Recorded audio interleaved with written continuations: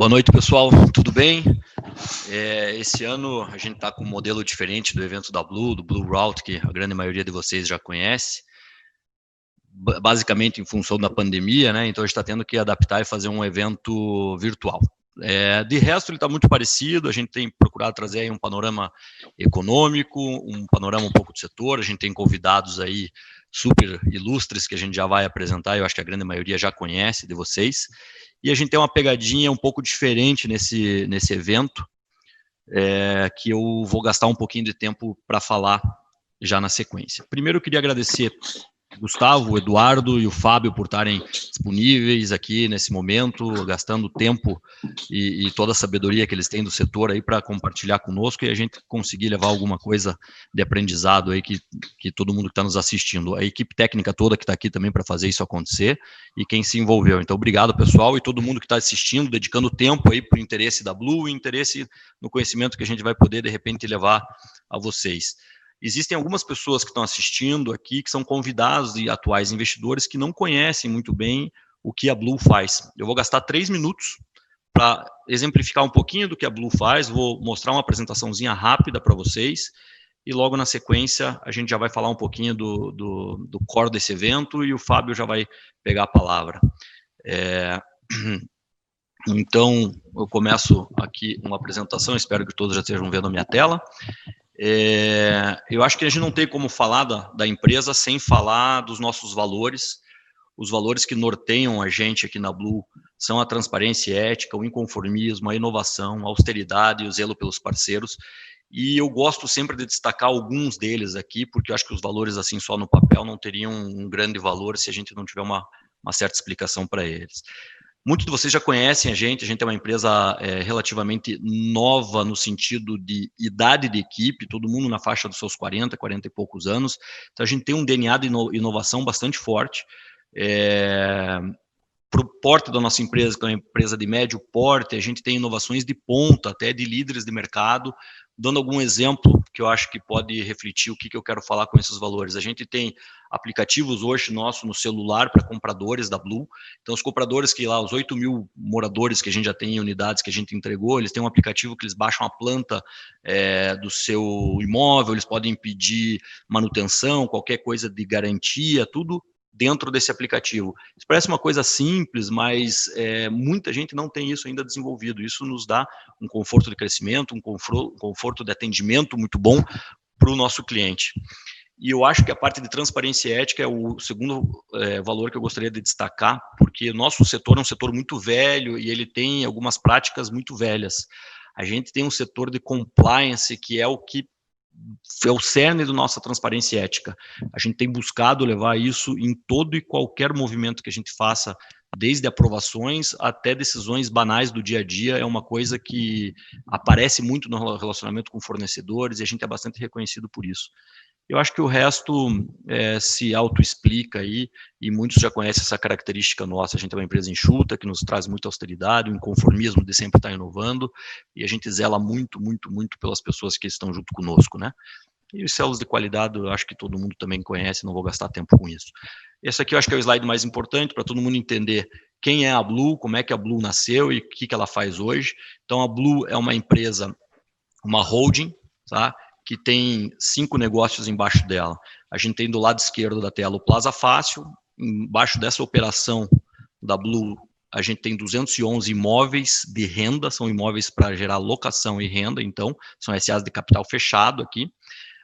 A gente tem uma segunda empresa chamada Início Empreendimentos, que foi aonde nasceu a Blue, que a maioria dos senhores conhece já a longa data, né? Em 2008 nasceu aqui, focada em primeira moradia. Então, a gente faz loteamento, faz condomínios verticais e condomínios horizontais, né, casa, prédios e loteamentos, primeira moradia, econômico. Esse é o nosso perfil, é Minha Casa Minha Vida, faixa 2 e 3 e o Standard. A Projetos Especiais é uma empresa que nasceu, se eu não me engano, em 2016, nossa, por uma parceria com uma empresa local de Curitiba, que se chama Laguna, que está no outro espectro do mercado, no altíssimo padrão, e a gente virou um parceiro numa primeira obra, na qual a gente foi sócio, investidor e gerenciador de obra, e execução da obra foi da Laguna, e agora a gente tem mais alguns projetos em parceria, na qual a gente entra como sócio investidor junto com eles na SPE e na parte de definição estratégica, mas a marca que aparece nesse produto é Laguna, e a gente tem parceria com a GT, que é uma outra construtora local aqui também, de um produto de médio alto que a gente está fazendo com eles. O Blue Social eu vou gastar um tempo depois da apresentação para falar para vocês, e a gerenciadora é a nossa última empresa que nasceu, que ela era uma prestadora de serviço interna nossa, que fazia o gerenciamento da parte nossa dos malls, dos loteamentos, dessas obras todas, e acabou que muita gente pedia para nós para prestar serviço de gerenciamento de obra, de gerenciamento de strip malls, e a gente hoje virou um prestador de serviço, ela virou uma empresa à parte já. Então esse aqui é a Blue que todo mundo conhece, os negócios que a gente atua. Aqui nesse próximo slide, para vocês saberem, a gente está hoje em Minas Gerais, Paraná e Santa Catarina. Paraná nós temos todas as operações que eu acabei de apresentar. Santa Catarina a gente tem loteamento standard de Minha Casa Minha Vida. Em Minas Gerais a gente tem Minha Casa Minha Vida e loteamento. Um pouco dos nossos números para vocês terem um pouco de ideia de porte. A gente tem 8.033 unidades aí desenvolvidas, 987 mil metros quadrados, 1,3 bi de VGV, né, valor geral de vendas, e 600 milhões de investimento nesse período aí que a empresa existe. Esse ano, para vocês terem uma ideia, a gente teria 642 milhões de VGV, em função até de uma conversa que a gente estava tendo aqui prévia à apresentação, a pandemia acabou dando uma grande dificuldade de aprovação, a gente não vai conseguir proceder com esses lançamentos, porque a Prefeitura de Curitiba ficou fechada um bom período e está num processo ainda de aprovação tartaruga, então a gente vai ter que jogar grande parte desse faturamento para o ano que vem, a gente deve fechar esse ano com 250, 300 milhões, e grande parte disso vai para o ano que vem, não mais esse ano. Esse slide mostra um pouco do retorno dos nossos empreendimentos, para quem entrou aí de sócio conosco, sabe, conhece bem esses números, são números, né, auditados e tudo.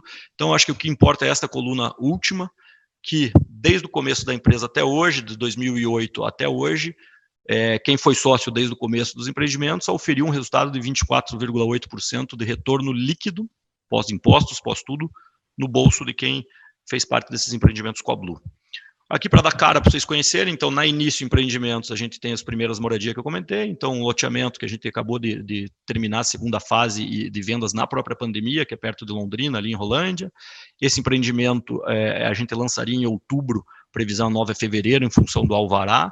Ele é um projeto de 1.000 unidades em Curitiba, é a maior obra da cidade de Curitiba, de 170 a 210 milhões de VGV, vai depender do que a gente vai fazer nesse último lote aqui.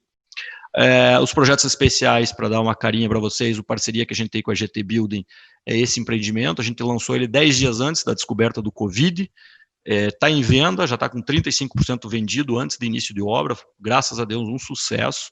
Esse é um produto com a marca GT, a gente não aparece aqui. E o BIOS é um projeto que a gente lançaria em setembro, vamos jogar provavelmente para o começo do ano que vem, é um projeto de 300 milhões de VGV, é um projeto nichado para a área médica em parceria com a Laguna. A marca que aparece é a Laguna aqui, a gente é um dos permutantes da área, né, que comprou, e participação na incorporação também junto com eles aí. E o Plaza Fácil, que é outra operação, então a gente tem o Sítio Cercado, que tem 100 lojas, o Novo Mundo é pequenininho, 11 lojas, e o Fazenda com 90 lojas, que compõem os 211 imóveis que a gente tem aqui embaixo da operação de Plaza, e a gente deve ampliar isso aqui para 10 unidades no decorrer dos próximos anos aí, aqui em Curitiba e região metropolitana. Também focado em classe C e D. Da Blue era isso que eu queria passar para vocês, que vocês conhecessem um pouco da empresa, ver o que a gente tem falado. E agora o evento de hoje, apesar dele ser muito parecido com todos os eventos que a gente sempre faz, de trazer um pouco de informação para o investidor e falar um pouco do setor, ele tem um quê de diferente, ele tem a parte social um pouco mais em voga nesse caso. A Blue Social é uma organização, uma atividade nossa que a gente tem já faz muito tempo dentro da Blue, que sempre foi focada em educação e saúde, e hoje em educação e sustentabilidade. Esses dois pilares, a gente acha que a gente pode contribuir e investir no futuro, no amanhã das pessoas que a gente vai poder apoiar. Por que a gente escolheu educação e sustentabilidade? Porque a gente na Blue não acredita muito em assistencialismo. Tá? A gente quer ensinar a pescar e não dar o peixe. E a gente acha que com essas duas coisas, principalmente a educação, a gente vai conseguir, e com a sustentabilidade a gente consegue melhorar um pouco do impacto que a gente causa também na nossa atividade, e também mostrar isso para a sociedade que é possível ser feito. A Blue está pegando o mesmo orçamento que estava reservado para esse ano para fazer o evento social dos investidores presencial e doando esse orçamento. Esse orçamento a gente doou para o Amor Contagia, que é uma campanha que a gente foi convidado pelo Lucas Guimarães e pelo Deltan Dallagnol para fazer parte. A gente faz parte junto com a RPC, com o Positivo, com a Federal, diversos outros empresários. A gente está ajudando hospitais públicos e filantrópicos, né? E organizações sociais. É um assistencialismo isso? Mas é um momento de Covid. O Estado está precisando muito. A campanha está sendo um grande sucesso. A gente, então, vestiu essa camisa, doou parte da verba que a gente podia. E no dia de hoje, a gente está convidando vocês, investidores, a fazer parte disso também. Tá? O evento virtual, todo o valor que a gente arrecadar nesse evento virtual, a gente vai fazer uma doação para uma casa que a gente escolheu para apoiar, que é a Casa de Apoio à Bibi Isfer. Eu até quero agradecer o Edson Isfer, que está aqui, o diretor da Casa Bibi, ele está aqui nos assistindo. A casa que eles organizaram, uma casa fantástica, ela auxilia jovens, adultos e crianças na área de educação, cultura, saúde e geração de renda. Tá? Então, isso é muito legal, casa muito bem com o que o Blue Social acredita, e tudo que a gente arrecadar no evento de hoje vai ser revertido em equipamentos de tecnologia, computadores, para a gente doar para eles, tá? E a gente vai mostrar isso depois para vocês. Então, a gente está convidando vocês a fazer parte disso, entrar nessa estrada conosco aí. Bom, sem mais delongas, né, já me delongando mais do que deveria, eu queria apresentar para vocês o Fábio. O Fábio Tadeu aí é um grande amigo já, uma pessoa que a gente acaba se falando várias vezes durante a semana. Falar um pouco dele, para mim, é super fácil. Ele é sócio-diretor da Brain. A Brain hoje é uma das maiores, se não a maior, até eu tenho que atualizar isso com ele, empresa de consultoria no setor imobiliário do país. Ele é consultor do BID, do Banco Internacional de Desenvolvimento, para assuntos de habitação da América Latina, e assessor de Economia e Mercado da ADM Paraná.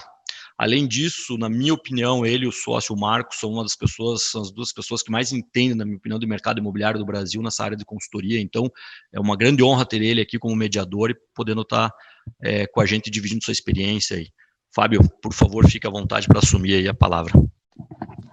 Boa tarde, Zé Mário. Grande prazer estar aqui. Agradeço muito o convite de poder participar mediando esse debate entre o Gustavo Loyola e o Eduardo Fischer. Daqui a pouco eu vou apresentar os dois. Temos há bastante tempo junto com o Zé Mário, e acho que a maior prova, Zé Mário, de que você é tanto austero quanto ético, transparente e inovador, é que, inclusive, eu, pessoa física, virei investidor seu no final do ano passado, e nesse ano já estamos juntos em 2 empreendimentos, que mostra que a gente faz estudo e confia no que você está desenvolvendo, né? Então, é um prazer bem grande. Eu gostaria de começar dando boa tarde a todo mundo que está nos assistindo hoje, e como o Zé Mário falou, muito do foco de hoje é nós contribuirmos com a sociedade nesse momento em que o país vive talvez a maior crise de sua história econômica e de saúde, e nós estamos aqui também com o motivo de, portanto, receber doações para o Instituto Blue e para ajudar nessas campanhas que ele falou. Como você pode ajudar nesse momento? Não tem desculpa, a tecnologia permite hoje. Tem aqui, ó, embaixo, do lado esquerdo, possivelmente da sua tela, um QR Code. Esse QR Code vai ficar o tempo inteiro que todo mundo estiver falando aí. Para quê? Para que você pegue o seu celular, passe por cima do QR Code e faça uma doação, por favor, né? E se você não conseguir ali pelo QR Code, tem também daí mais abaixo, role um pouquinho eventualmente aí a sua tela, bem lá embaixo da página da internet, vai ter o símbolo do Bluehost, né? Aquele que vai ter com uma espécie de borboleta verde em cima. Ali você também consegue clicar e fazer a doação, daí não pelo celular, fazendo a doação diretamente pelo browser da internet. Então, em alguns outros momentos, eu vou relembrá-los. Vamos fazer como tem nos Estados Unidos, né? Sempre que tem evento, o pessoal contribui durante o evento. Então, eu vou relembrá-los em algum momento. Sem mais delongas, nós vamos começar hoje a nossa dinâmica com uma apresentação que o Gustavo Loyola vai fazer, depois nós teremos um debate, aí o Eduardo Fischer vai falar, nós teremos um segundo momento de debate. Então, por favor, tem aí um WhatsApp. Você pode clicar tanto pelo celular quanto pelo seu browser. E se você tiver perguntas, por favor, entre ali e interaja conosco. É a oportunidade de você participar ativamente desse bate-papo e desse debate através do chat e através do envio aí do WhatsApp, que chegará a mim, e eu vou repassando essas perguntas para os debatedores apresentadores. Então, quem vai falar primeiro é o Gustavo Loyola.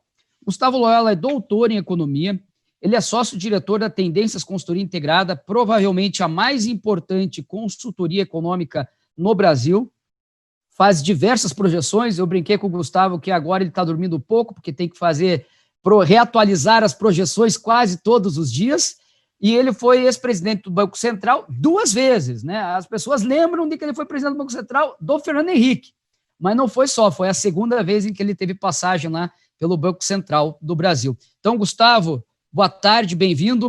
A bola está com você. Bom, boa tarde, Fábio, boa tarde a todos. É um prazer participar desse evento, enfim, evento importante, que além de discutir os temas importantes da economia e do setor, traz essa oportunidade de doação aí para uma causa muito relevante, muito importante, notadamente nesse momento de dificuldades, né? Então, realmente é um grande prazer. Eu tenho uma apresentação aí, não sei se vocês já estão, vai subir agora. A ideia da minha palestra, aí vai uns 20 minutos, é falar sobre a economia, perspectivas da economia brasileira, né, basicamente. Vou começar um pouquinho com o cenário internacional e depois vou falar sobre o cenário aqui doméstico, né? Então, eu vou, sem maiores delongas, começar falando sobre o cenário internacional, que acaba, evidentemente, refletindo sobre o Brasil, né? Evidentemente que os efeitos da Covid foram muito relevantes para a economia global. Então, as expectativas hoje é de que o PIB global vai encolher 3,4% esse ano, né? Vamos lembrar que antes da Covid a expectativa era de um crescimento em torno de 3 a 3,5%. Então, realmente foi um golpe bastante forte no crescimento. Mas o PIB deve se recuperar no ano que vem.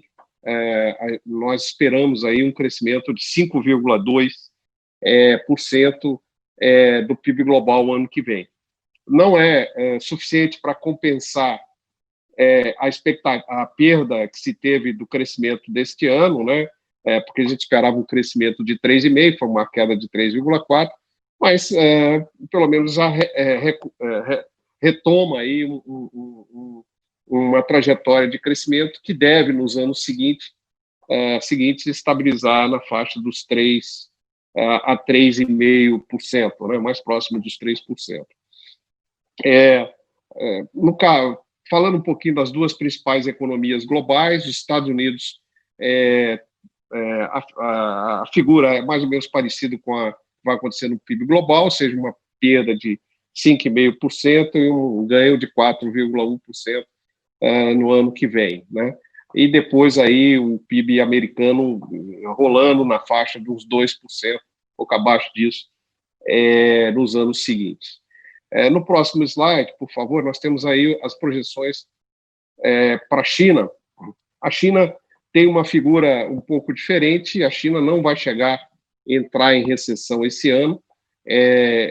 Aliás, é a economia que já está se recuperando, né? A primeira grande economia que se recupera da Covid é a China. De todo modo, comparado com uma expectativa de crescimento de 6%, nós vamos ter um crescimento só de 1,2% em 2020. E no ano que vem, a economia chinesa deve atingir aí em torno de uns 8% de crescimento. Antes de entrar falar um pouco sobre o Brasil, colocar alguns elementos de risco que nós temos da economia global. Esse ano é o ano de eleições nos Estados Unidos, portanto, pode haver alguma mudança na política econômica americana. caso o Joe Biden se eleja, né? E hoje as pesquisas indicam que ele é o favorito. Tem também a questão do contencioso comercial e mesmo geopolítico entre Estados Unidos e China, que sempre é um elemento de tensão. E, finalmente, eu acho que há ainda uma grande dúvida sobre a trajetória, a trajetória do próprio vírus, né, do coronavírus, né? Ou seja, como é que vai ser a efetividade e a eficácia de uma vacina, quando ela vai estar disponível, se ela realmente vai imunizar durante muito tempo, qual é a dinâmica agora da pandemia nos países que estão reabrindo já as suas economias. Então, existem ainda uma série de riscos, né, relacionados à Covid, né? Existem ainda muitos elementos de incerteza, né, em relação a isso. O nosso cenário conta aí com uma ideia de que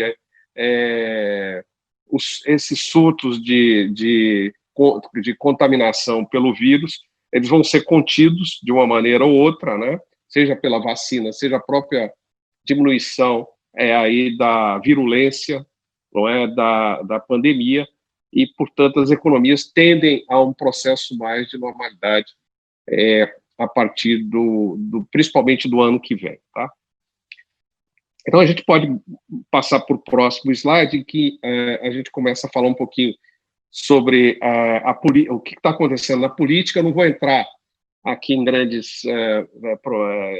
em muita profundidade em relação a questões políticas, mas apenas pontuar algumas questões que são importantes para o cenário macroeconômico. Basicamente, a gente está vendo recentemente uma mudança no comportamento do presidente, na estratégia da política do presidente, uma estratégia que está menos confrontacionista, um pouco mais colaborativa, vamos dizer assim, com o Congresso, né? E o presidente foi levado a isso, principalmente pelos riscos de impeachment, né? Mas essa aproximação aí com o Congresso, ela pode ajudar na aprovação de reformas e de medidas que são importantes para a retomada do crescimento econômico a partir do final desse ano, início do ano que vem. Então, vamos para o próximo. Se podia mudar. Então, basicamente, a gente tem aí o que seria a agenda do governo, a agenda do Congresso nos próximos meses, né? A reforma tributária parece ter ganhado tração quando o governo agora encaminhou a sua proposta. Não que a proposta do governo seja a final, né, não seja aquela que vai prevalecer no Congresso, mas ela de certa forma dá uma luz verde para que as propostas que estejam no Congresso comecem a andar, né? Então há uma disposição do presidente Rodrigo e do presidente Alcolumbre de tocarem essa agenda. Então, esse é um tema de grande importância para o país, né? Há também aí na agenda a questão do desenho de um programa de renda mínima, chamado Renda Brasil, né? Enfim, que tende a consolidar uma série de programas que hoje tem para as famílias de baixa renda, né? Algumas medidas de controle de gastos obrigatórios estruturais que haviam sido encaminhadas ao Congresso no final do ano passado parecem ter ficado em segundo plano, mas não devemos esquecer que o controle fiscal continua muito relevante, né? A queda da atividade econômica, né, e mais as despesas relacionadas à Covid, estão levando a dívida pública no Brasil a atingir 100% do PIB esse ano, e um déficit público na ordem dos 10% do PIB, déficit primário, o que realmente é um sinal de alerta muito sério e que exige um controle fiscal importante no ano que vem. Tá? Mas não achamos que o governo vá deixar de cumprir o teto de gastos. Acho, a nossa hipótese de trabalho é que o ministro Guedes continua dono da agenda fiscal e prestigiado pelo presidente, né? E que o Brasil não vai entrar num processo de descontrole fiscal o ano que vem. A grande questão que nós temos hoje para fazer uma projeção sobre a economia brasileira é basicamente a incerteza, são as incertezas. As incertezas, elas afetam tanto os empresários, os empreendedores, o lado da produção, vamos dizer assim, quanto também o lado do consumo, né? Não apenas as empresas não têm segurança em relação à demanda futura pelos seus produtos e serviços, quanto os próprios consumidores, né, não têm certeza sobre os seus empregos e sobre a sua renda no futuro. Portanto, isso afeta muito a atividade econômica. A Fundação Getúlio Vargas elabora um índice chamado Índice de Incerteza Econômica, está aí projetado, e vocês veem como esse índice piorou muito durante a Covid, né? Começa a ter um processo de queda agora, né? E a grande dúvida é como este índice vai se comportar nos próximos meses. Existe uma correlação muito grande entre essa incerteza e o que está acontecendo no campo da saúde, a questão da Covid. A gente vê, por exemplo, muitos lojistas se queixarem, por exemplo, de que houve a reabertura, as suas lojas estão reabertas, mas a demanda está muito fraca, porque as pessoas não se dispuseram ainda a sair de casa e voltar, né, às lojas. Isso tem muito a ver exatamente com essas incertezas. E, evidentemente, também isso afeta o lado dos empresários, das empresas. Agora, vamos sempre lembrar que o Brasil é um continente, e, portanto, nós temos realidades que são distintas nas regiões, né? E também temos realidades diferentes em setores. Tem setores que praticamente passaram incólumes no processo da Covid, até tiveram um aumento das suas receitas. Houve setores que sofreram, mas que já estão recuperando, e recuperando de uma forma bastante forte. E há setores que vão demorar mais a recuperar, né? E outros para os quais os efeitos da pandemia tendem a ser um pouco mais permanentes, né? Como, por exemplo, o setor de transportes aéreos, né? Que deve passar por um processo de enxugamento, principalmente pela redução estrutural das viagens de negócios, que se espera mesmo depois de passado o auge do processo da pandemia, né? Mas a gente vê aí um abalo grande nos investimentos e tem também aí um outro aspecto que afeta o país, é que há uma percepção de risco maior sobre os países emergentes. O Brasil, sendo um país emergente, ele acaba entrando nesse capítulo aí das incertezas. E aqui no caso do Brasil, basicamente a incerteza tem a ver com a questão fiscal que eu mencionei há pouco, né? Como é que o Brasil vai lidar com essa dívida maior com a qual ele sai da crise da pandemia. Tá?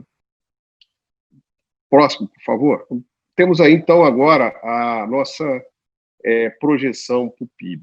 No momento, a nossa projeção para o crescimento do PIB este ano, aliás, evidentemente não é crescimento, é um decréscimo, né? É de 7,3%.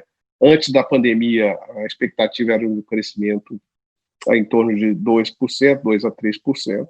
Então, foi realmente um impacto também muito grande. O segundo trimestre foi o pior momento, né?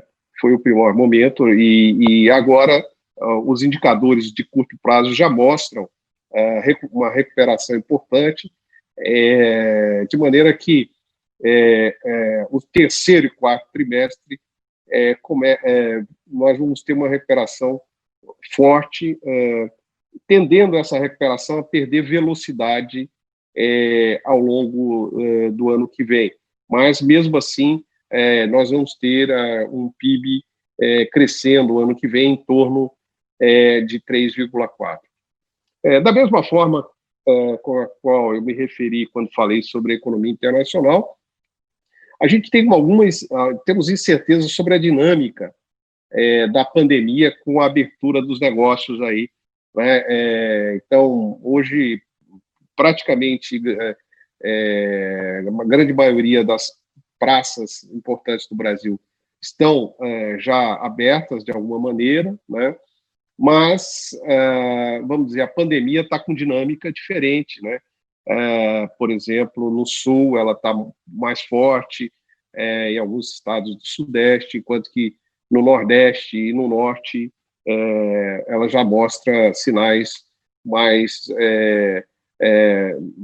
sinais um pouco melhores, né? Então, não se tem ainda muito claro como é que a pandemia vai se comportar nesse processo de abertura e como isso vai afetar o comportamento do consumo, né, ao longo do ano. De todo modo, os nossos modelos de projeção, eles têm como base, como hipótese, que a economia vai se reabrir ao longo, como de fato está se reabrindo ao longo do segundo semestre, embora possa ter aqui e acolá algum retrocesso em função da eclosão de algum surto da doença, né, que exija uma restrição por parte das prefeituras, principalmente, né? O retrocesso do ponto de vista dos setores econômicos que estão abertos, né? Passando para o próximo, a gente faz uma projeção em relação aos setores da economia, né? Então, se a gente olha do lado da oferta, a gente, naquele primeiro bloco ali, o agropecuária é o segmento que menos sofre. Nós vamos continuar tendo um forte crescimento da agropecuária, a demanda chinesa se mantém, né? Os preços estão favoráveis, principalmente considerando os preços em reais, portanto, o setor continua bastante dinâmico. Isso favorece regionalmente o PIB nas regiões em que o agronegócio tem uma exceção mais forte, né, como o Centro-Oeste, estados como o Paraná, por exemplo, né? Então, nós temos nesses estados, nessas regiões, e nas cidades mais ligadas ao agronegócio, uma resiliência maior do PIB, né? A indústria sofre bastante, uma queda de 8,5% esse ano. A indústria que não tinha ainda recuperado o seu nível de produção antes da recessão de 2015 e 2016. E o setor de serviços realmente fortemente atingido. É um setor muito resiliente, normalmente, nas recessões e tal, mas foi muito, muito afetado pelo fechamento de várias atividades, pelo impacto nos transportes. Então, é um setor bastante atingido. Olhando o PIB pela ótica da demanda, então a expectativa é de uma queda do consumo esse ano das famílias, né? O governo tem um aumento do seu gasto, até pelas medidas de de ajuda, né, que está trazendo aí, principalmente para os segmentos mais atingidos pela pandemia. A formação bruta de capital fixo ou investimento é o componente que mais sofre, por força das incertezas, principalmente, né? Enquanto que há uma queda tanto das importações quanto das exportações, mas as importações sofrendo mais. Existem alguns fatores que pesam na recuperação do curto prazo, a incerteza econômica e política, que eu mencionei há pouco, o baixo crescimento de alguns parceiros comerciais importantes. Por exemplo, no caso da manufatura, nós temos aí o problema da Argentina, né, nos afetando, e alguns agentes econômicos que tiveram uma piora na sua situação financeira com a crise e estão, vamos dizer assim, com baixa condição de financiar, né, sem muitas condições de financiarem a retomada. Então, esses são os riscos principais que a gente tem, mas, sem dúvida, a economia está em recuperação, né? Ela vai se recuperar, ela já está num processo de recuperação. Próximo. Mercado de trabalho, aqui há uma série de questões relacionadas ao mercado de trabalho, mas para onde eu gostaria de chamar a atenção evidentemente, a queda da ocupação esse ano de 3,5% esperada lá em 2020, e uma recuperação dessa ocupação no ano que vem. Mas é interessante observar que as transferências de renda do governo, os auxílios emergencial e tal, preservou em muito a renda das famílias de baixa renda. Inclusive, um fenômeno interessante é que o IBGE capturou uma certa redução da pobreza no Brasil, paradoxal que pareça, neste momento, em função justamente dessa renda mínima que o governo está disponibilizando para as famílias de baixa renda. Então, os números têm surpreendido para melhor, né? Então, as políticas do governo têm sido efetivas, né? Apesar de uma série de falhas e de críticas que se possa fazer, inclusive na questão mais relacionadas ao combate direto à pandemia, a verdade é que as medidas o voucher lá, o de R$600, tem ajudado, as medidas também de liberação de uma série de recursos de programas sociais e as medidas no mercado de trabalho que incentivam a manutenção dos postos de trabalho e mais as medidas relacionadas ao crédito tem surtido efeito e devo dizer, assim, é uma boa notícia, né, que os resultados de curto prazo têm sido melhores do que o esperado, ou seja, vamos dizer assim, os cenários mais pessimistas não estão se materializando. Quer dizer, os cenários são ruins, são negativos, o impacto da pandemia foi forte, tem sido forte, mas o governo tem, vamos dizer, as medidas do governo, enfim, tem ajudado a preservar aí minimamente a renda, notadamente, como se diz, para as famílias mais vulneráveis. Isso sem contar Gustavo, uma série de... Oi? Pode aproveitar aqui, então, perguntar. Há pouco você mostrou a projeção que vocês estavam fazendo de menos 7,3% para o PIB desse ano, com base nesse seu comentário agora de que as coisas estão sendo menos piores do que estávamos pensando há pouco tempo. É possível que a gente não chegue a cair 7,3%. É possível que, eventualmente, a queda do PIB seja menor esse ano do que essa previsão de um tempo atrás. Não, sem dúvida. Pode ser. A gente tem uma estratégia lá na tendência de fazer a projeção do PIB assim que saem as projeções, os resultados trimestrais. Então, provavelmente, assim que sair o resultado do segundo TRI, a gente vai rever esse número.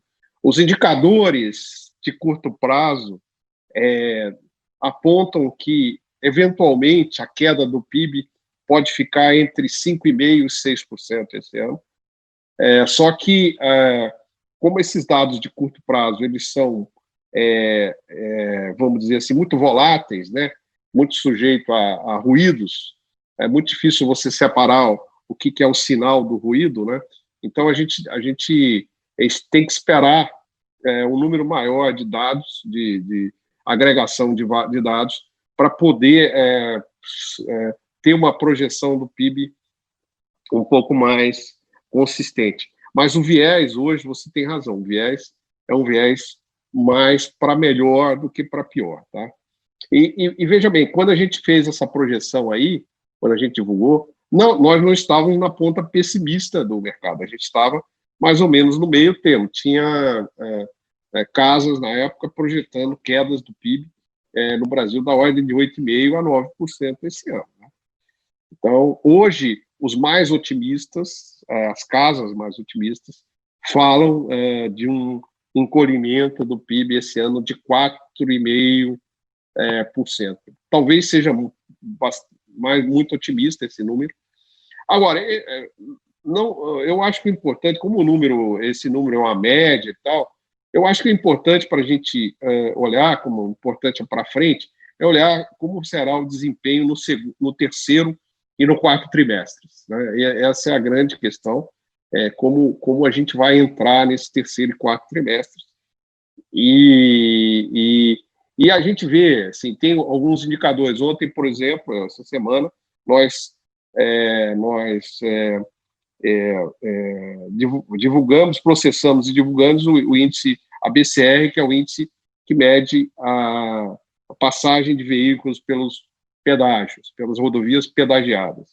Então, a gente já vê, por exemplo, que os caminhões, né, os transporte de carga, tem uma recuperação, não caiu tanto na pandemia e já mostra a recuperação. No entanto, o fluxo de veículos leves ainda está baixo, né? Ele não conseguiu ainda pegar uma tendência de recuperação um pouco mais sustentável, né? Está crescendo, mas ainda não muito sustentável. Então, assim, são indicadores que a gente vê aqui e acolá, né?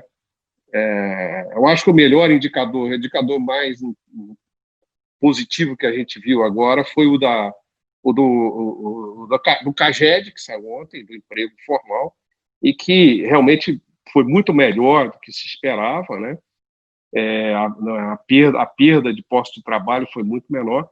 Aliás, o setor da construção teve um desempenho bastante positivo, né? Mostrando que o setor é um dos primeiros aí que está se recuperando, e como ele é um setor altamente empregador de mão de obra, esse de fato é um sinal bastante positivo, né? Uma cadeia longa, né, que envolve uma série de atividades, né? Então é importante que a construção civil esteja mostrando força, e nós estamos falando aqui basicamente do segmento imobiliário, né? Porque construção pesada, realmente nós temos poucos investimentos nesse segmento sendo feitos nesse momento, né?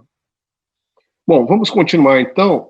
A próxima lâmina, a gente vai falar um pouco sobre a massa de renda, que eu acho importante falar sobre a massa de renda, que ampliada, porque inclui todos as transferências governamentais, né? Então, a gente espera esse ano uma queda da massa de renda ampliada no Brasil de 2,3%. Veja bem, isso diante de uma queda do PIB na nossa projeção, de 7%, que pode ficar entre 6% e tal, né?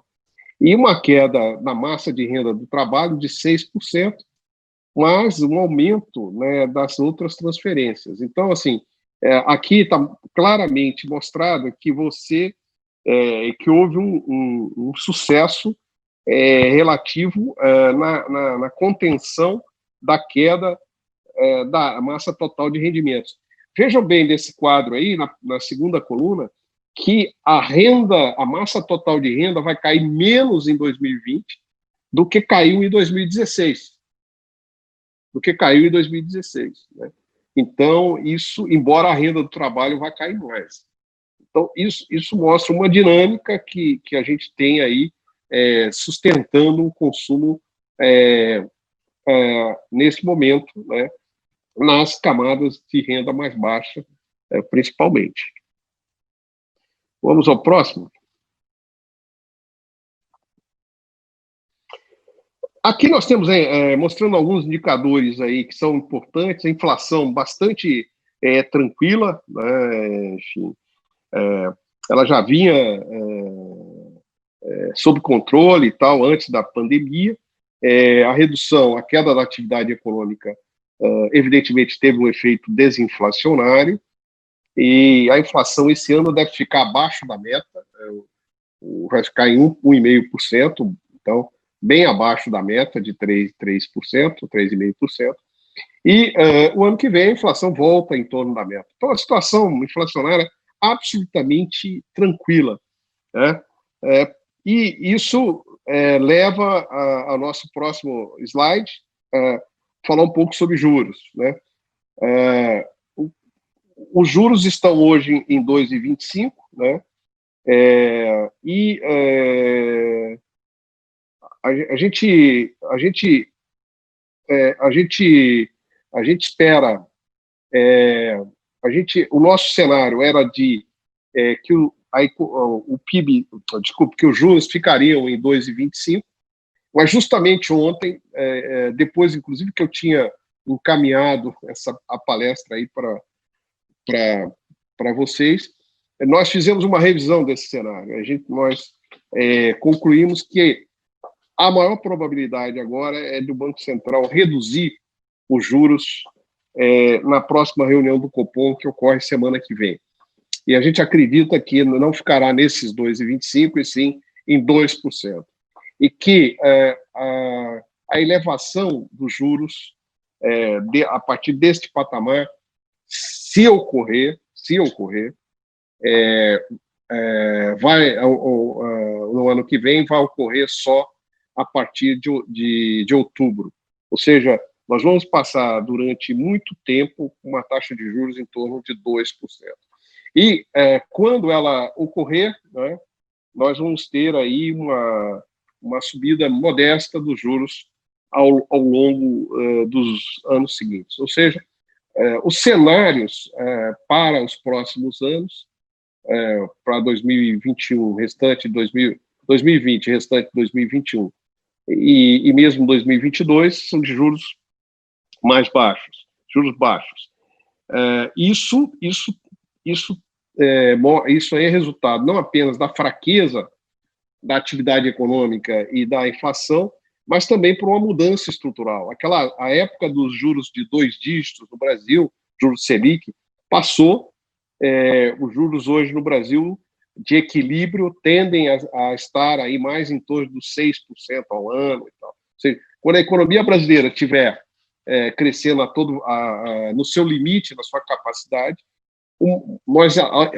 hoje em dia, a nossa previsão é que a taxa Selic, no máximo, vai ficar em torno de uns 5% a 6%, né?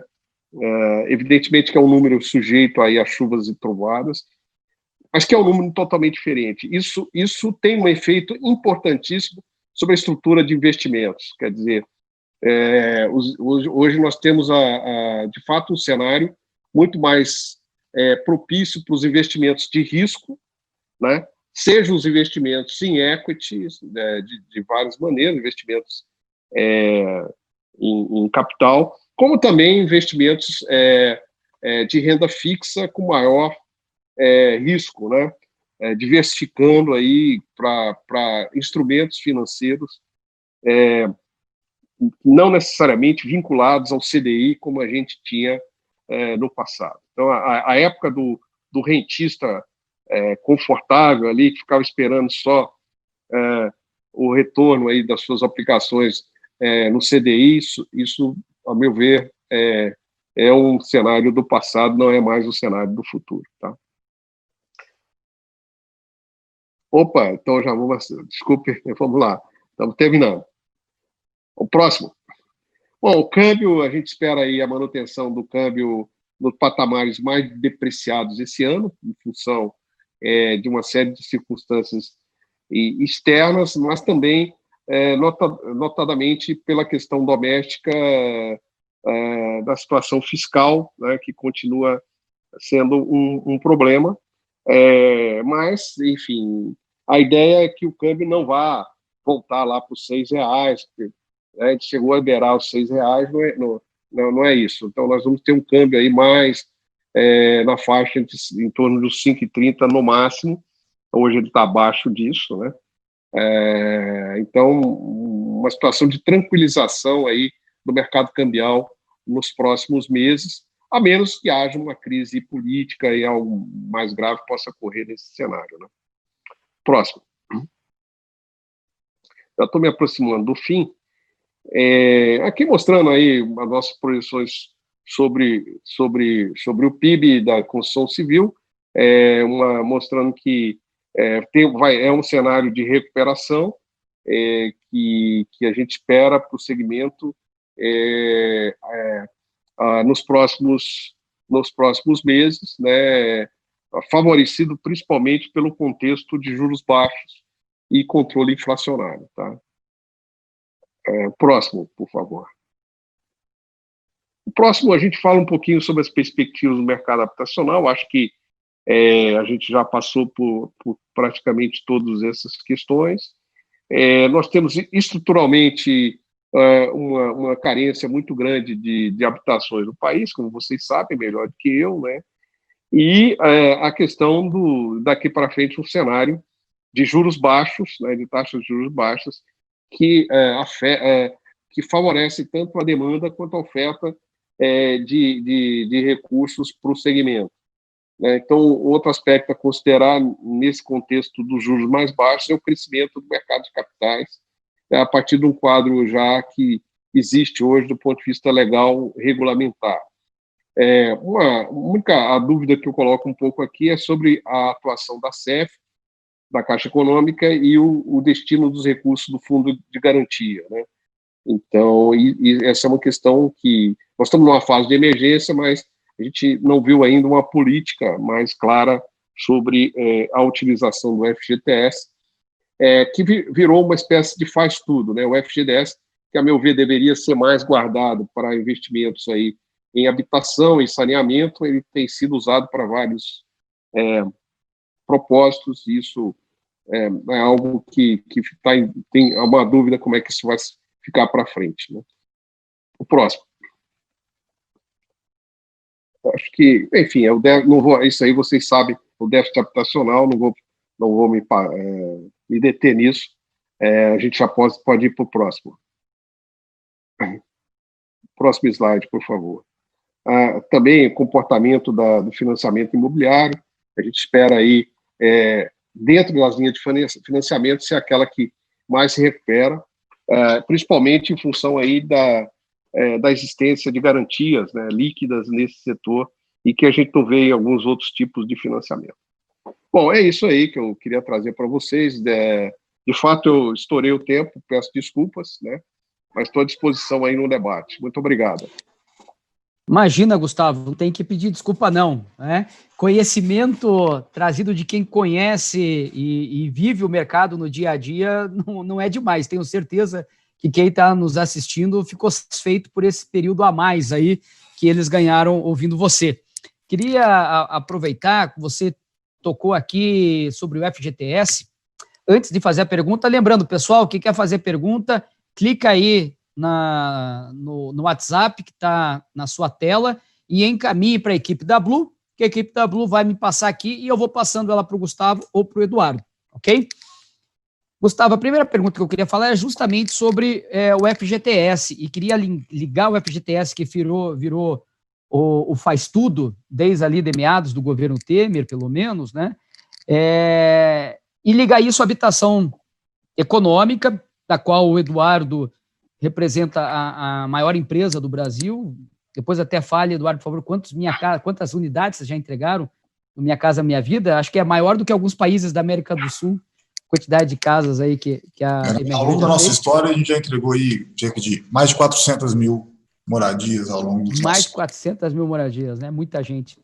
E, Gustavo, é possível, com juro baixo, nós termos um programa econômico que venha a substituir o Minha Casa Minha Vida, que prescinda do FGTS ou de apoio de algum tipo de política pública via orçamento ou algum outro tipo de fundo diretamente ligado ao governo? É possível conseguir atender o mercado econômico sem auxílio de alguma maneira do governo? Bom, eu acho assim, na medida que os juros estão mais baixos e eu acho que há segmentos maiores que podem ser atendidos com recursos do mercado, né? Então, a gente vê, por exemplo, a queda da taxa de juros nos próprios financiamentos aí do SBPE, né? Nos últimos anos. No entanto, nós temos uma realidade muito crua, muito difícil no Brasil, que é a desigualdade social e a habitação precária da população, né, de parte importante da população. E a ausência de infraestrutura urbana, de saneamento e tal. Então, eu assim, acho que no horizonte que a gente consegue ver hoje, vai continuar sendo necessário que um grupo de brasileiros tenham algum tipo de subsídio para terem habitações dignas, né? E seja algumas até subsídio direto e outras talvez um subsídio até na taxa de juros ou algum mecanismo mitigador de risco, né, para reduzir os custos. E lembrando, né, que os investimentos em habitação e saneamento eles têm um retorno social muito mais alto do que o retorno privado, porque eles diminuem a pressão no SUS, né? Eles têm efeito positivo sobre a educação, sobre né? Quer dizer, vamos dizer, as famílias tendo habitações dignas, você tem as crianças com mais saúde, maior capacidade de aprendizado, enfim, uma série de outros efeitos. Então, essas políticas elas têm que continuar sendo praticadas no país, né? Evidentemente não é uma bala de prata, há uma série de outras questões que têm que ser endereçadas.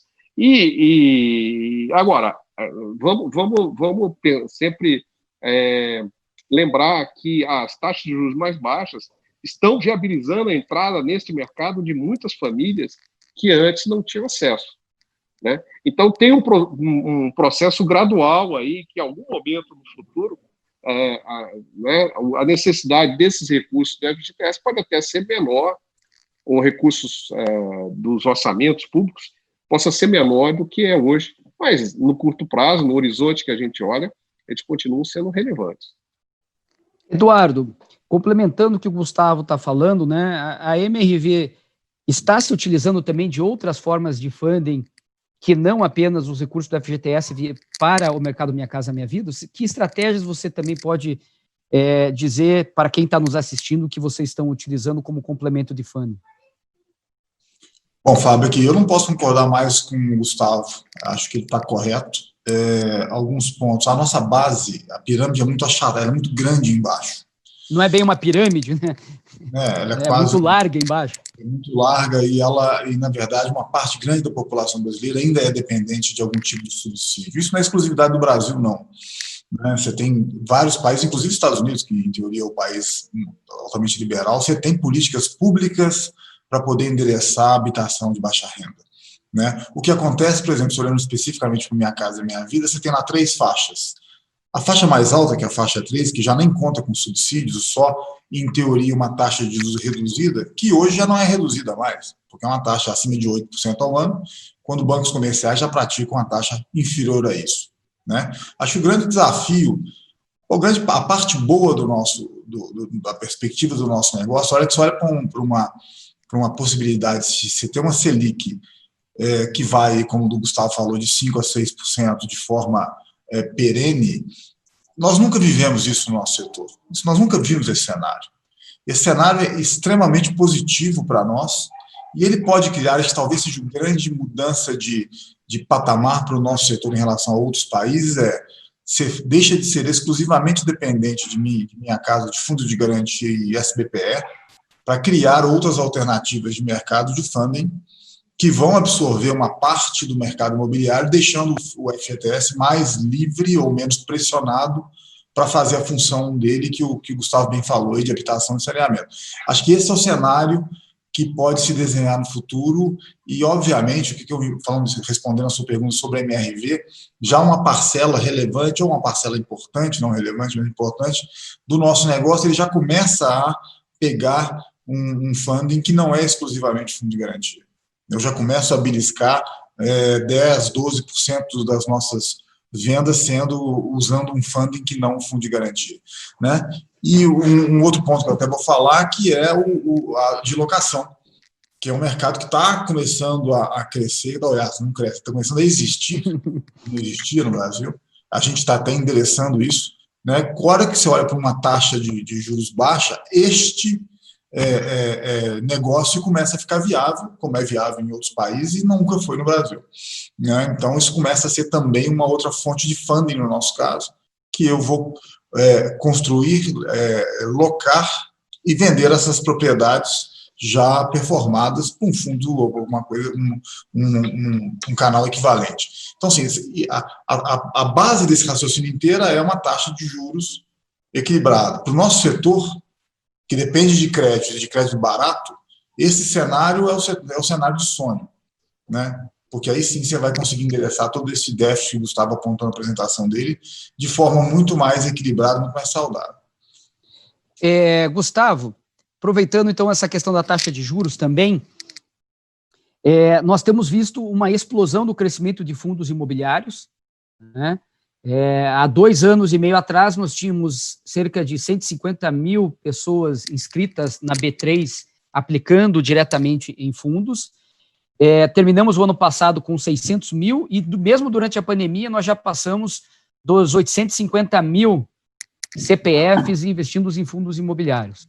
Ao mesmo tempo, nós vemos uma movimentação da Bolsa em queda do PIB recorde desse ano, o maior da história do Brasil, em 120 anos, e a Bolsa recuperando-se fortemente.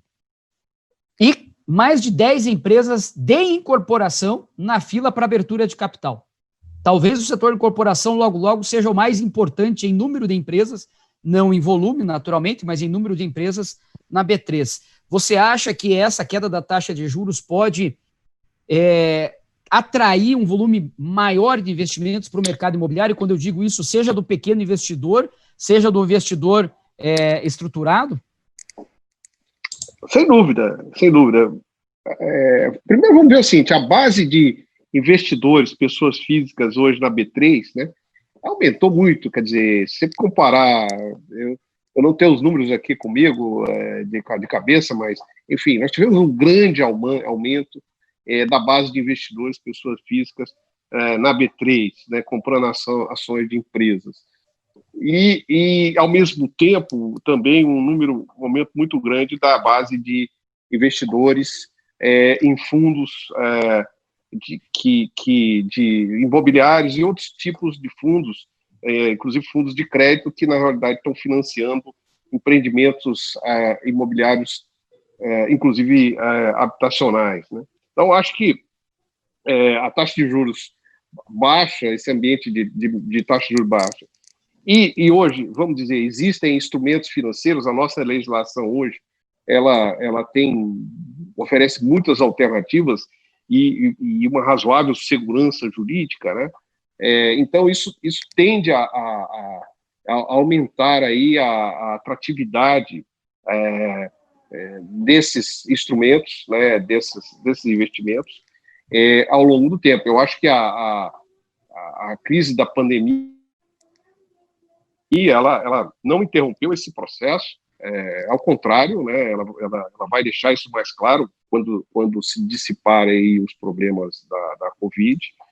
E eu vejo que aí as oportunidades para inovação de instrumentos financeiros estão abertas. Quer dizer, hoje nós temos que pensar num sistema financeiro, num sistema de um mercado de capitais totalmente diferente do que nós tínhamos há alguns anos atrás. Então, vários mecanismos, né, estão sendo criados, e inclusive o próprio Banco Central tem sido pioneiro nisso, em algumas iniciativas e tal, que vão mudar bastante aí a cara do mercado, vão gerar competição, e eu acho que nós vamos ter aí um fluxo bastante grande de recursos para o setor. Zé Mário, o modelo de negócio que você fez, até você colocou na apresentação da Blue, é justamente captar de investidores. Então, você tem dois clientes. Você tem o cliente da ponta, que é o consumidor que compra o imóvel, mas você tem como cliente o investidor que compra uma cota de uma SPL, de uma SCP. Né? Você já tem sentido uma busca maior de investidores para entrar nos seus novos projetos? Se sim, esses investidores também estão buscando uma rentabilidade maior ou menor do que antes? Ou em um momento da apresentação do Gustavo, ele comentou, né, que o período de 2 dígitos de Selic do Brasil provavelmente nunca mais.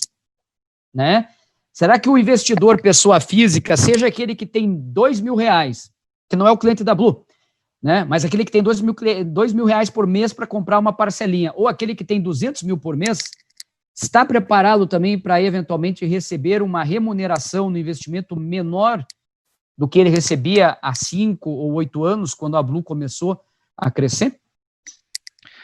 Fábio, a gente já sentiu isso muito rápido, muito rápido. O nosso público investidor é um público bastante antenado nessa parte econômica, então também estão um pouco preocupados com esse fato de a gente ter um cenário econômico negativo de PIB e dólar alto, e a bolsa está subindo, mas não muita gente confortável em continuar entrando na bolsa.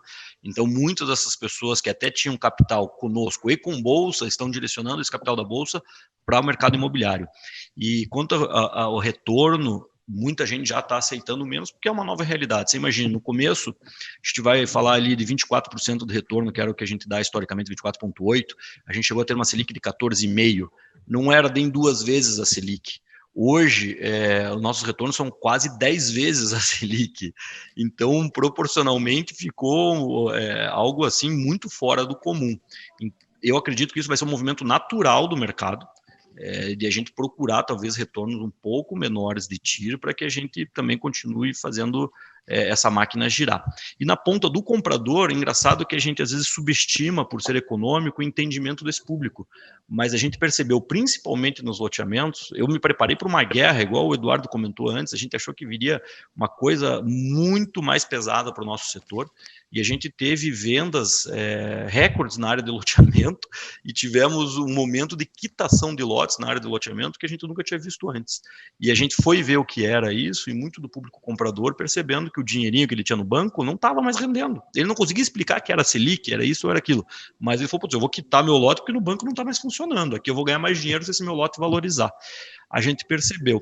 E na primeira conversa, no primeiro bate-papo ali que vocês estavam tendo até, a queda de juros é muito engraçado. A gente fez algumas simulações, como ela afeta. Ela está trazendo um benefício muito maior do que o malefício que o desemprego está nos trazendo na nossa base consumidora de compra. Ou seja, foi englobado um número de famílias para nós, que são compradores dos produtos Blue, muito maior do que a gente tinha antes, mesmo tendo um aumento do desemprego. Porque pessoas que antes não podiam, não tinham a parcela, não cabiam no bolso da renda, hoje estão cabendo tanto no Standard quanto no Minha Casa Minha Vida. Para nós, isso é muito estranho, você olhar o PIB derretendo e tua base de consumo aumentou muito. Muito mais gente pode comprar o teu produto. É ruim para o país, claro, são pessoas perdendo poder de compra e tal, mas foi bastante interessante esse movimento, a gente percebeu na pele já. Legal.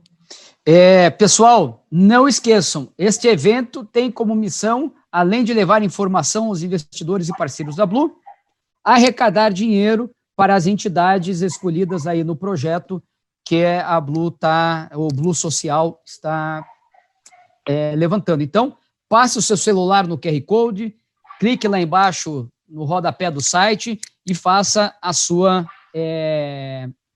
doação. E agora quem vai fazer o nosso bate-papo é o Eduardo Fischer.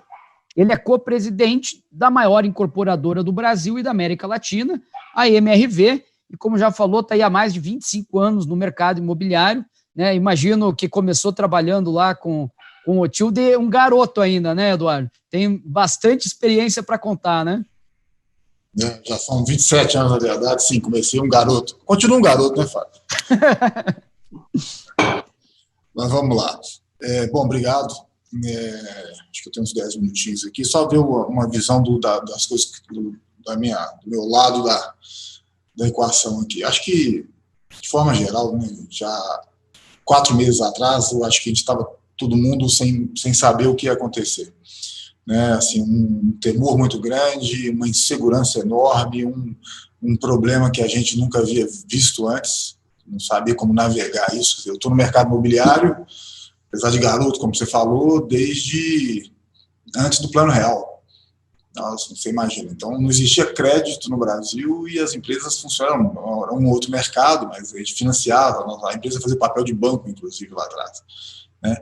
E a cada crise o mercado não cansa de me surpreender. Né? A gente tinha uma preocupação muito grande lá em 2008, né, quando teve o problema lá do Lehman Brothers, o problema do subprime nos Estados Unidos, e rapidamente o setor voltou muito forte. Né?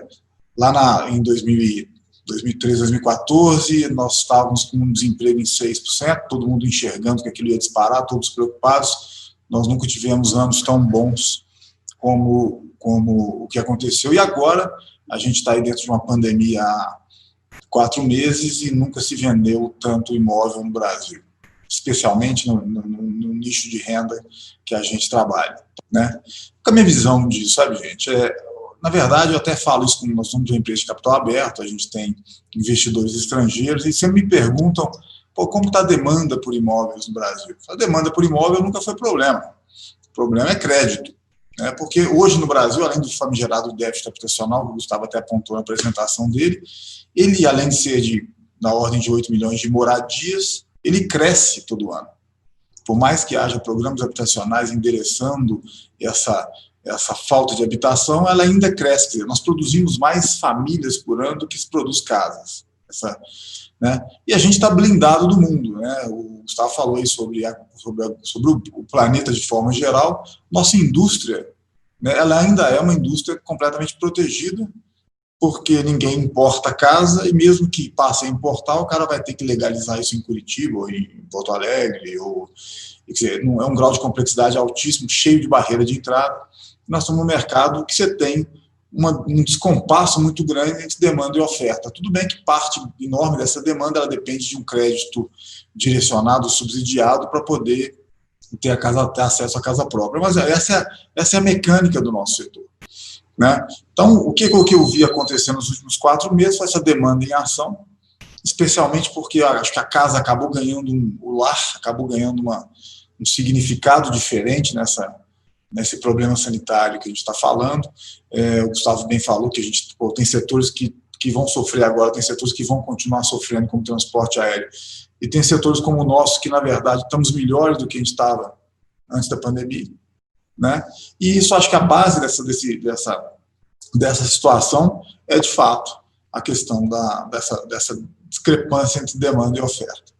E uma coisa que o Gustavo falou, que eu acho que é uma coisa que a gente tem que ter de olho nisso, porque o nosso setor nunca viu, eu estou aqui há 27 anos, como eu falei, acho que a gente não consegue entender a magnitude do impacto para o nosso setor de uma taxa de juros básica baixa, como o Gustavo apontou. Então, se a gente tiver isso de forma recorrente, se a gente conseguir fazer com que as reformas de fato saiam, que o Brasil volte pelo menos a enxergar um possível equilíbrio fiscal, um cenário macroeconômico equilibrado, que mantenha essa taxa baixa, né, para nós vai ser algo que nós nunca vivemos. Nós nunca vivemos isso. Ninguém, independente da idade, do tempo de experiência no nosso setor, ninguém nunca viveu isso. Né? Nós vamos começar a ter uma realidade que é uma realidade de países muito mais estruturados, que tem um mercado imobiliário, de crédito imobiliário, que chega aí a 70% do PIB. quando nós estamos em 8, 9, né? E crescendo. Então, assim, eu não gostaria de estar em outra indústria. Nós temos nossos problemas? Temos. Mas essa dinâmica de um descompasso tão grande de demanda e oferta, um setor que é blindado do mundo, né? E que a gente está caminhando, se a gente conseguir fazer as nossas lições de casa como sociedade, como país, para um cenário de equilíbrio macroeconômico, os benefícios para o nosso setor serão imensos. De novo, a gente não tem noção da magnitude que isso pode trazer para o nosso setor. Você vai ter uma explosão de demanda, né, e, consequentemente, essa oferta ela passa a ser atendida, porque, basicamente, hoje o que se tem no Brasil são duas fontes de financiamento, que é o Fundo de Garantia para baixa renda e o SBPE para rendas mais altas, e o resto é muito tímido. A hora que você começa a ter uma taxa dessa, você começa a ser viável, o marco regulatório, como o próprio Gustavo falou, já está construído, você começa a ter, de fato, linhas de crédito competitivas para quem vai tomar para construir ou para comprar, né? E, de fato, aí você vai ver um mercado imobiliário explodindo. Muito se falou, vocês vão lembrar disso, o Zé Mário deve lembrar bem, o Fábio também, da famosa bolha imobiliária lá de 2010. Não existia bolha imobiliária. O mercado imobiliário do Brasil inexistia nas 30 ou 40 décadas anteriores a 2010. Isso começou a mudar com um marco regulatório, que foi a questão da alienação fiduciária, lá no início dos anos 2000, né, que deu garantia, deu segurança para quem for dar crédito e, obviamente, uma situação macroeconômica melhor.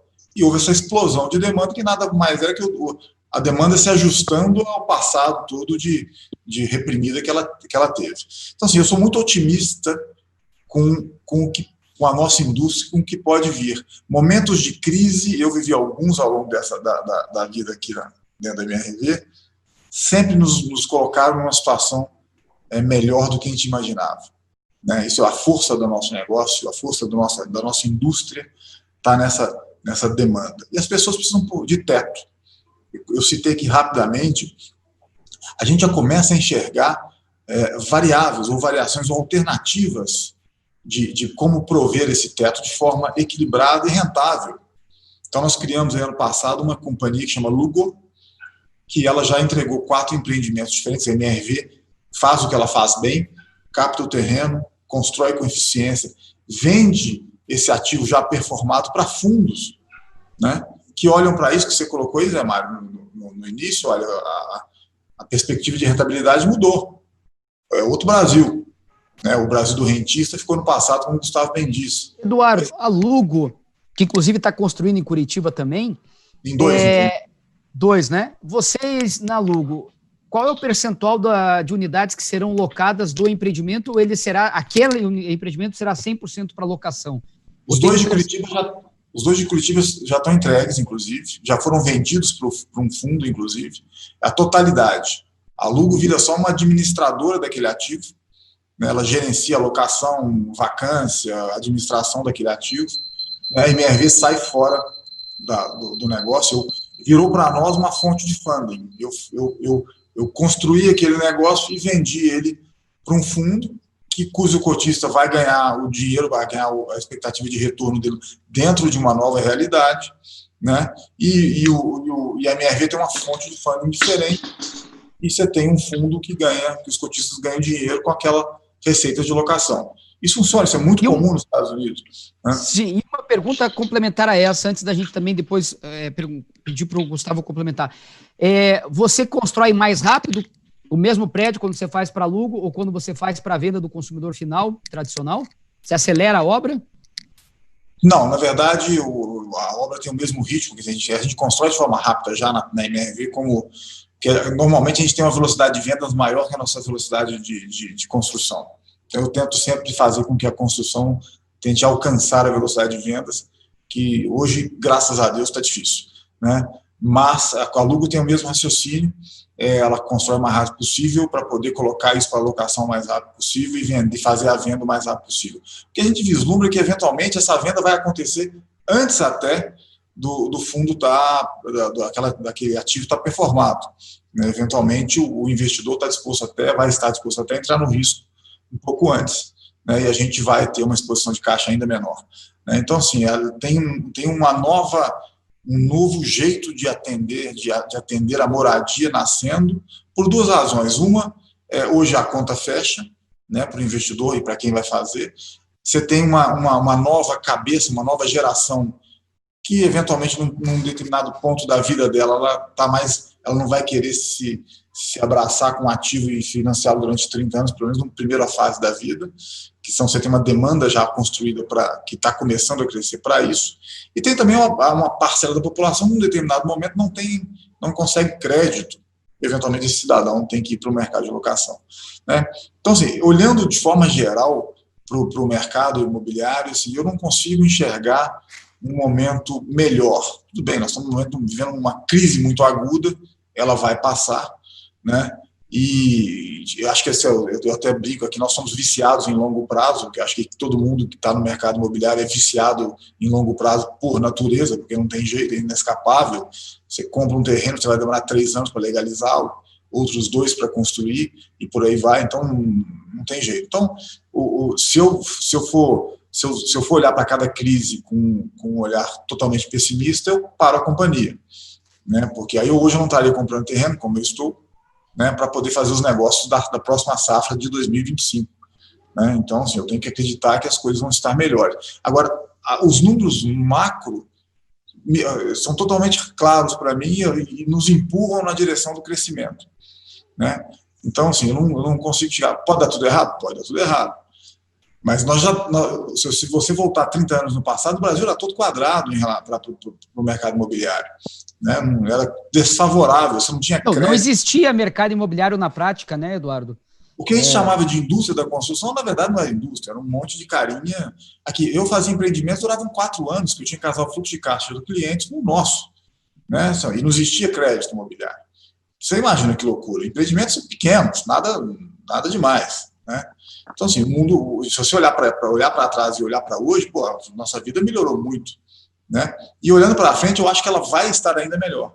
Então, a missão de país nossa que é tentar fazer a coisa se equilibrar, né? e entregar um país equilibrado, coisa que a gente não tem, mas a gente estava no caminho. Né? Essa pandemia deu uma atrapalhada, agora a reforma tributária vindo meio que capenga, mas independente disso, se ela conseguir seguir e a gente conseguir garantir com que o futuro tenha mais equilíbrio e que essas taxas que o Gustavo nos apresentou de fato aconteçam, ninguém segura o nosso setor.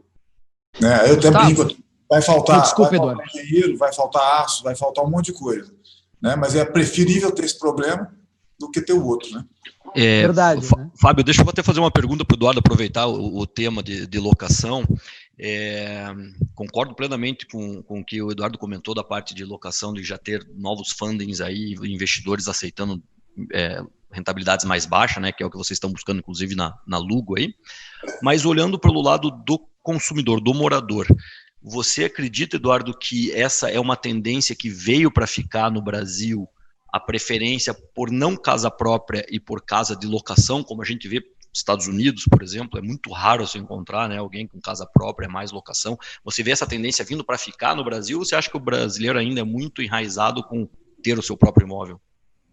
Acho que ele ainda é muito enraizado, você tem uma questão da casa própria como forma de patrimônio, né, de construção de patrimônio, mas os 4 empreendimentos que a gente colocou para locação tiveram uma locação recorde e tem fila hoje. Você tem uma realidade que o cara eventualmente não tem crédito. E a locação necessariamente ela é permanente, uma parte das vezes ela é temporária. Você pega um cara que está ali no início da vida dele, um jovem que ele não tem nem interesse ou talvez não tenha nem condições naquele momento de fazer e ele pode morar em Curitiba, ou dali a 2 anos ele pode estar morando em São Paulo ou Porto Alegre, quer dizer, então você tem de fato uma dinâmica de uma nova geração que tem pouco menos de preconceito. Os jovens hoje não têm carro, né? Então, assim, eu vejo isso como consolidado e como uma tendência que veio para ficar. Ela vai anular a compra de imóvel? Acho que não. Né? Acho que, num dado momento, essa mesma pessoa se casa, ou etc. E começa a se enraizar, acho que ela tende a migrar para um imóvel próprio. Né? Mas, independente disso, eu acho que se essa mecânica permanecer da forma que está, para quem incorpora, constrói, quem empreende no setor, ele vai ter saídas para poder fazer isso diferentes ou muito mais diversas do que tem hoje, né? Então, acho que esse, para mim, é o cenário que está se construindo para o futuro do mercado imobiliário brasileiro. A gente tem aqui do pessoal uma pergunta para o Eduardo, mas antes de falar sobre a questão dos estoques e do período 2013 e 2014, eu queria perguntar aqui para o Gustavo sobre a questão fiscal, porque tanto o Gustavo quanto o Eduardo levantaram esse tema, né? Gustavo, existe o problema fiscal que naturalmente já existia no Brasil e aumenta agora, pelo menos ele não é tão crítico porque todos os países estão aumentando simultaneamente o seu endividamento, então, comparativamente, nós não ficamos mais problemáticos ou com mais risco em relação aos outros, porque todos estão ampliando muito o processo de endividamento interno, né? O balanço dos países está aumentando. Então, não é tão complicado quando foi uma crise isolada nossa e que nós estávamos se depreciando. Mas, mais importante do que isso, será que ainda no ano que vem vai ser importante um papel mais ativo do Estado, inclusive aproveitando uma taxa de juros tão baixa, onde o custo de carregamento da dívida ou o custo de fazer uma política fiscal um pouco mais pró-cíclica, ou anticíclica, né, porque a economia está caindo, será que não abre uma margem a despeito do teto do governo aproveitar esse momento, ou pelo menos via bancos públicos, seja a Caixa, Banco do Brasil ou BNDES, para acelerar a recuperação ano que vem? Porque, pelo que você mostrou, a maior diferença entre queda do PIB nesse ano e crescimento do PIB no ano que vem é no Brasil. Se a gente compara a queda ou a diminuição do PIB da China e a recuperação no que vem, queda nos Estados Unidos com recuperação no que vem, queda da Europa com recuperação no que vem, e o mesmo movimento no Brasil, o nosso é o que tem o maior gap, a maior diferença entre a queda desse ano e a recuperação do ano que vem, ou seja, a gente vai atrasar ainda mais do que os outros. Será que não era um momento, talvez, do governo, então, aproveitar a taxa de juros e acelerar a retomada, ajudar nessa recuperação, ou é um risco grande? Eu acho que é um risco grande. Eu acho que o Brasil, ele, infelizmente, não está na mesma situação da maioria das economias desenvolvidas. Nós não temos uma situação fiscal tão tranquila. Países como os Estados Unidos, por exemplo, podem fazer isso de uma maneira muito mais forte, muito mais enérgica, né? O Brasil tem uma questão que é o seguinte: a nossa poupança financeira, como proporção do PIB, ela é relativamente pequena, né? E então o governo tem um espaço limitado para se endividar. Além disso, a gente tem que lembrar que hoje existe fluxo livre de capitais. Quer dizer, o seu investidor, né, o investidor aí que está investindo em imóveis no Brasil, ele pode estar investindo numa ação lá de uma empresa em Nova York, ou no imóvel em Miami, enfim, o mundo hoje ele é interconectado. Então, e o Brasil, a conta de capital do Brasil é aberta. Então, a gente tem que respeitar esses limites aí para o crescimento da dívida domesticamente, né? Apesar das taxas de juros serem baixas, porque como a gente comentou aí ao longo das nossas intervenções, quer dizer, o investidor ele busca otimizar o risco e o retorno, né? Então, ele quer retornos, mas ele com riscos compatíveis, né? Então, mesmo, quer dizer, se o juro for baixo no Brasil e o risco for alto, risco de inadimplência do governo e tal, ele vai buscar outras alternativas. Eu acho, e, no entanto, que isso não significa que o governo não tem espaço para atuar. Eu acho que existem várias questões no Brasil em aberto, principalmente em questões regulatórias, que o governo pode entrar, né? Eu acho que, por exemplo, tem uma agenda, tem muito mato alto no Brasil, nessa questão de burocracia, né, de exigências, uma série de coisas podem ser feitas. O gasto público no Brasil é ineficiente, então você pode realocar o gasto público. A própria estrutura tributária do Brasil, há segmentos que são pouco taxados e outros que são muito taxados.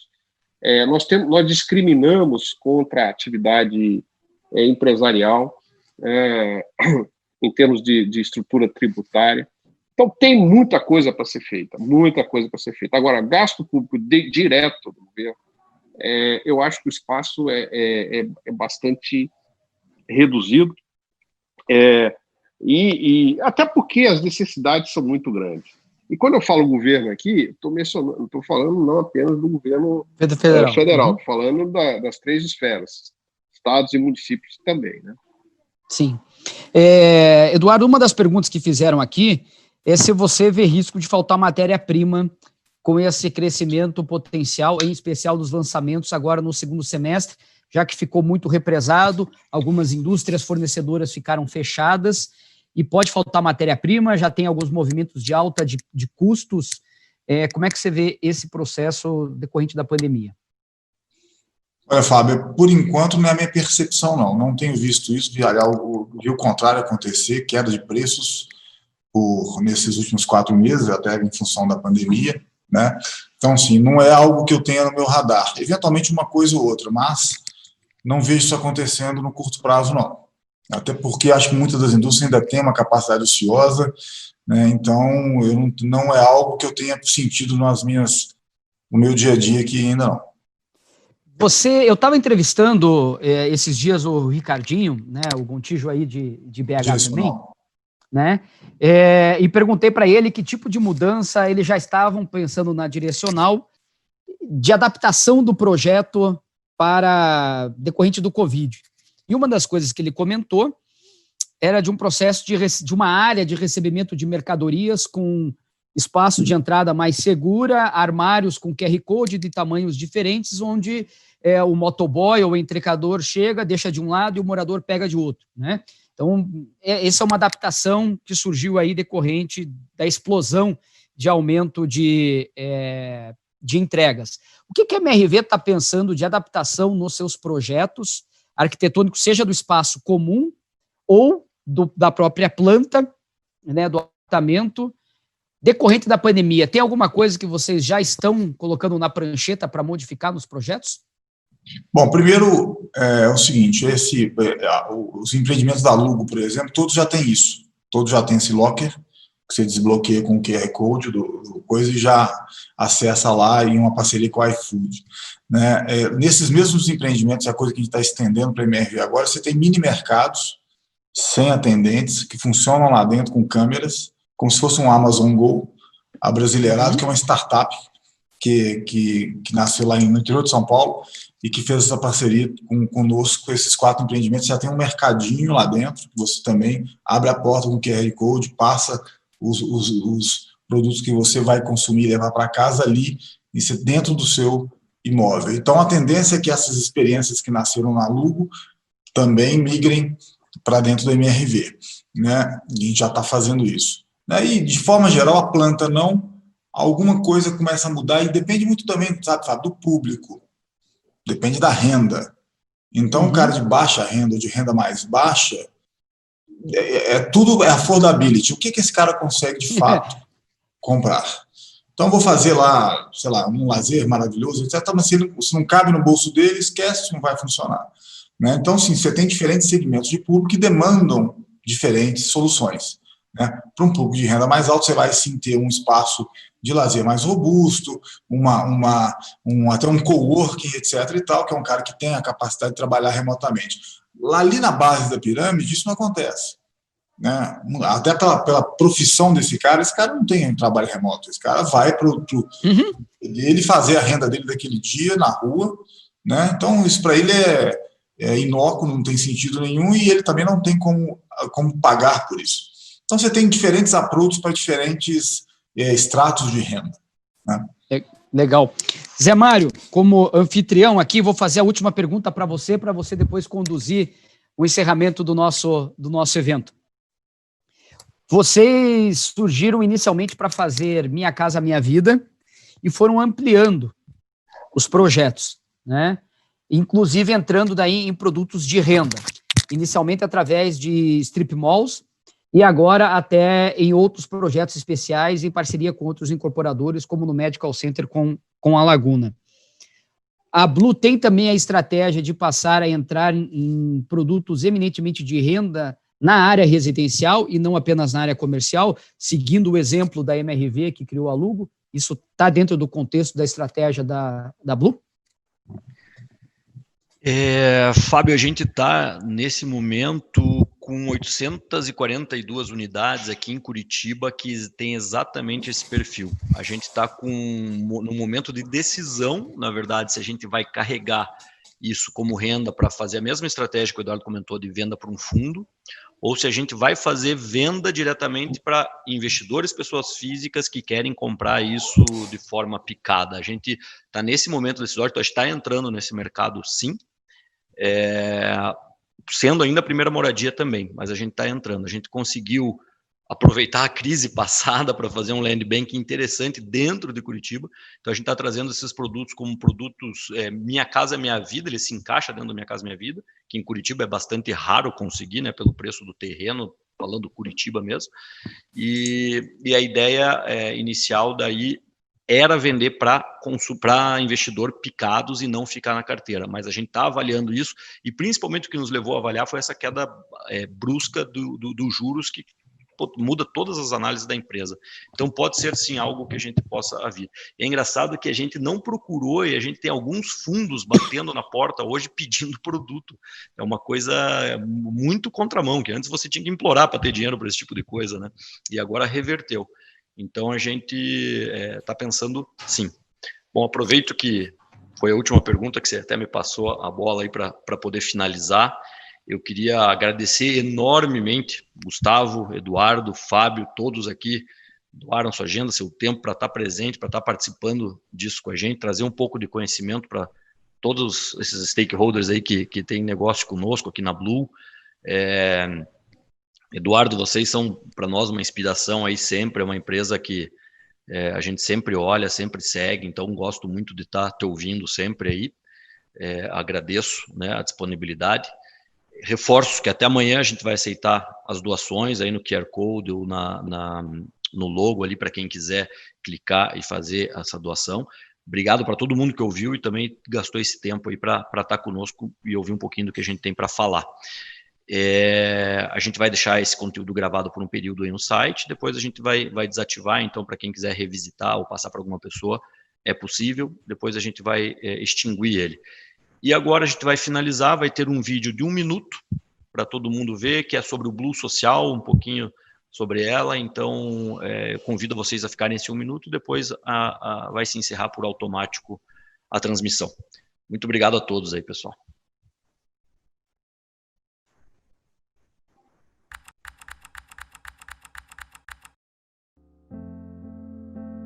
Esta é uma carta escrita no ano de 2020. Mas talvez o mais apropriado seria que ela fosse lida em 2050. Onde queremos estar daqui 30 anos? Seria maravilhoso saber ao certo o que nossas ações trarão no futuro. No entanto, ele é incerto, arriscado, e nossa única segurança é o nosso esforço e as atitudes que semeamos no presente. Ao escrevermos essa carta, cada palavra para nós é também uma semente. A essa semente, demos o nome de Blue Social. Gerada na Blue Empreendimentos, a Blue Social não é uma iniciativa para o hoje. É um compromisso com o futuro. Por isso, é a ele que nos dirigimos. Em 2050, quando esta carta for lida, esperamos que venha acompanhada de um legado consolidado. Um legado de comprometimento com o planeta em que vivemos e dos valores pelos quais prezamos. A educação e a sustentabilidade e seu poder de transformação. O legado de uma empresa cujo foco são pessoas, construído através de comunidades formadas ao redor de propósitos em comum. Não se trata de uma esperança vazia, e sim baseada no que pretendemos fazer hoje. Mais do que prédios, estamos construindo um futuro em que a Blue Social, por meio do seu compromisso com a sociedade, o planeta e a comunidade, tenha feito a diferença. Ao futuro que nos receba de braços abertos, pois já estamos cuidando dele.